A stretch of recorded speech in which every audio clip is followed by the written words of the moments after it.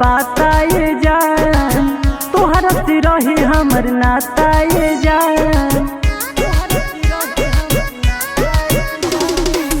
पियावा के चल गइल पाता ये जान, तोहरा से रहे हमर नाता ये जान। अब तो जियल जुलूम में हमारे भइल, जौवन तहरा संगे नई हर में यार भइल। बोला ससुरा में कैसे परिचारे भइल, जौवन तहरा संगे नई हर में यार भइल। बोला ससुरा में कैसे परिचारे भइल।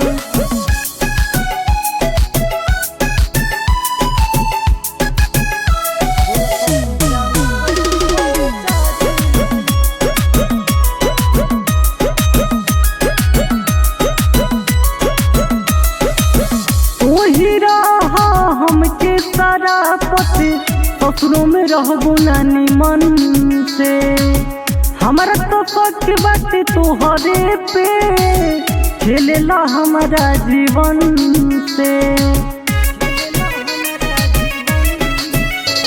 जियल जदी जुल्म करेला, सुना हो मोर दीवाना हो।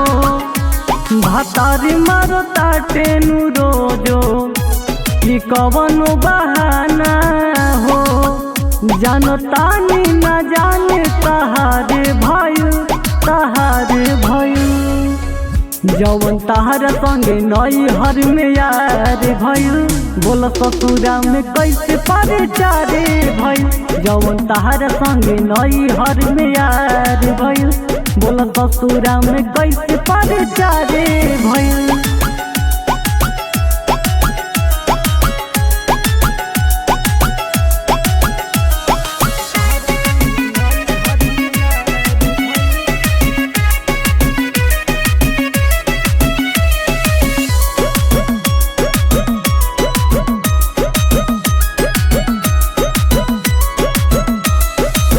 और सवेरा से हो गई शादी, घर के रहे दबाव हो। माफ कर गलती भइल नितेश हो, पूछे भातार तहर नाम हो।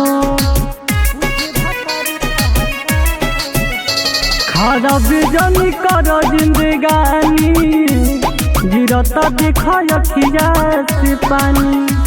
तोहारी सब बात मुलाकात हो, जानता भातारे कहानी। अब हमारा पढ़ेर अत्याचार भइल, जौवन तहरा संगे नई हर में यार भइल। बोला ससुरा में कैसे परिचारे भइल, जौवन तहरा संगे नई हर में यार भइल। बोला ससुरा में कैसे परिचारे भइल।